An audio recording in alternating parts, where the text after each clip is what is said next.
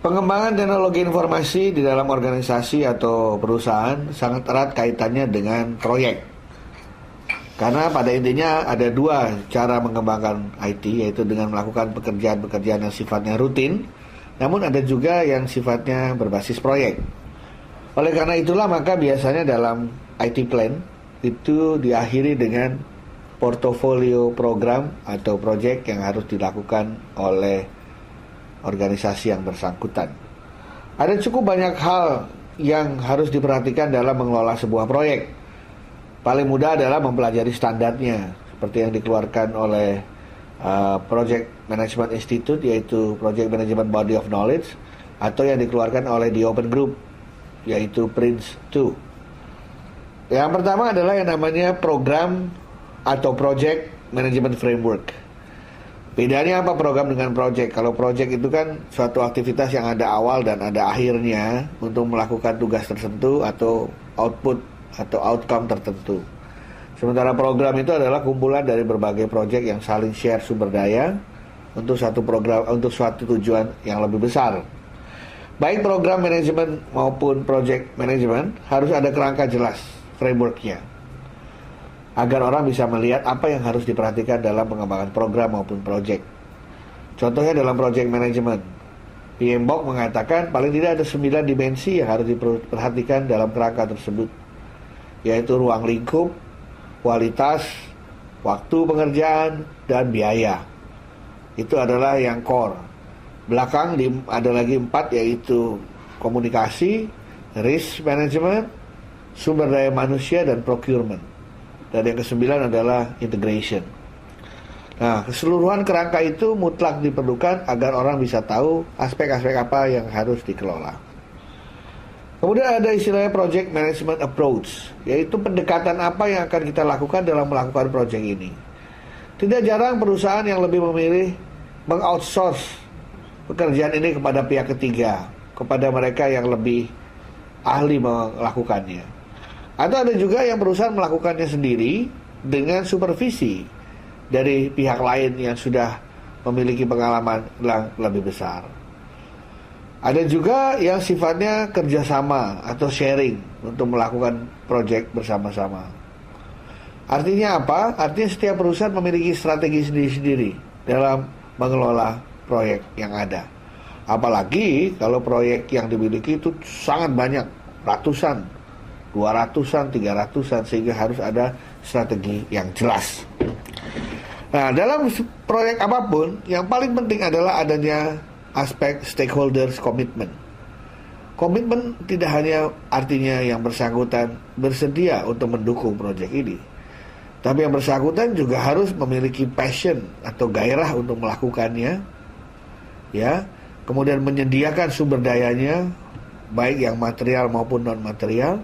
Dan yang paling penting adalah kalau nanti ada masalah dalam proyek, yang bersangkutan atau para stakeholder yang memiliki komitmen itu turut berpartisipasi dalam memecahkan masalah itu.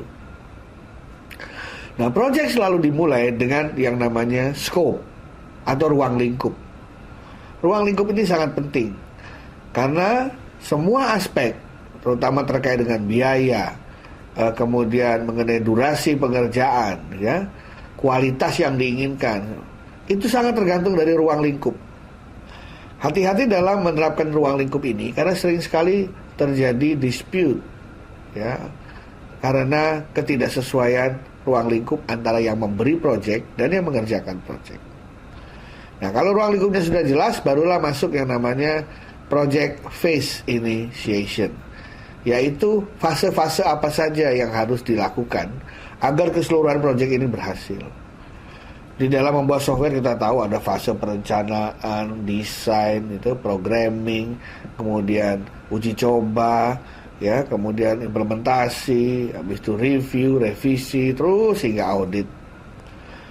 Atau dalam membuat instalasi jaringan, ya, mulai dari perencanaan, pendefinisian kebutuhan, gitu ya, kemudian pembelian barang-barang, instalasi, konstruksi fasilitas, sampai dengan uji coba, bandwidth, dan akhirnya pada pemantauan. Nah, fase-fase ini harus disetujui oleh kedua belah pihak. Nah, yang tidak kalah pentingnya juga adalah yang namanya integrated project plan. Banyak orang dalam merencanakan plan itu sepotong-sepotong, tidak terintegrasi. Padahal kita tahu persis, kualitas itu sangat berhubungan dengan waktu dan cost. Kalau pengen costnya murah, waktunya cepat, biasanya orang mengorbankan kualitas. Atau pengen kualitasnya bagus, kerjanya cepat, costnya tentu saja tinggi dengan sendirinya. Dan semua itu harus di-manage secara terintegrasi. Samalah persis dengan kalau di mobil itu ada rem, ada kopling, dan ada gas. Ya, harus ada keseimbangan di antaranya. Kalau tidak, kita bisa bayangkan misalnya kemana arahnya mobil berjalan kalau tiga-tiganya kita tekan bersama. Berikutnya adalah mengelola project resources.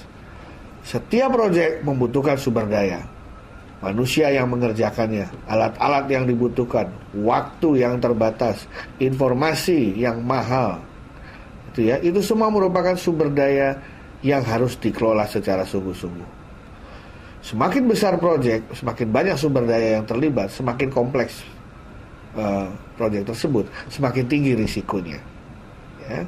Nah, barulah kita masuk tadi dikatakan sebagai project risk management. Karena apa? Kompleksitas proyek sangat ditentukan dengan banyaknya pihak yang terlibat dan banyaknya sumber daya yang dibutuhkan.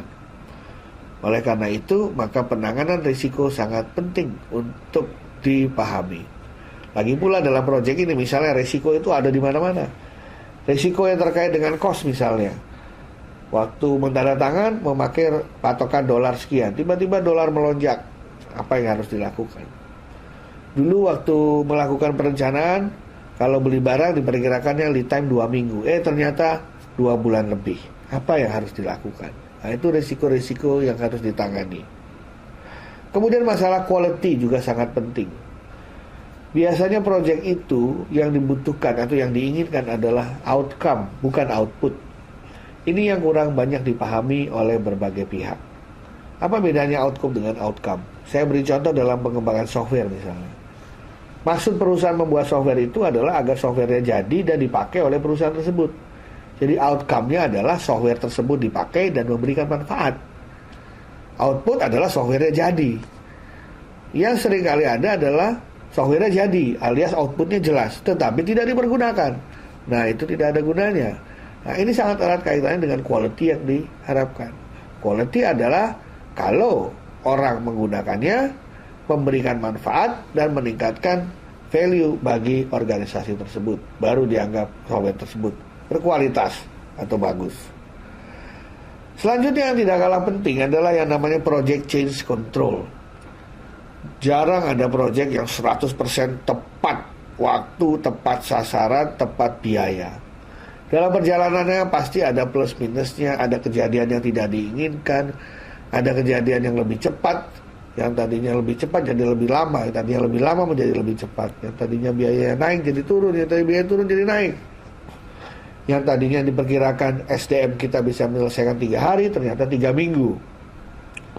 Nah, untuk hal-hal tertentu yang akan merubah atau berubah asumsi-asumsi secara esensial, maka akan dilakukan yang namanya perubahan.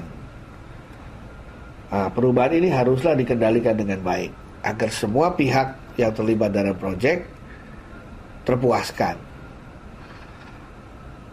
Berikutnya adalah project planning of assurance method. Assurance ini sebenarnya bahasa kasarnya itu penjaminan bahwa apa yang dilakukan dalam proyek tersebut benar-benar sesuai dengan apa yang direncanakan dan harapan bagi stakeholder yang ada, terutama orang yang menghendaki hasil dari proyek tersebut.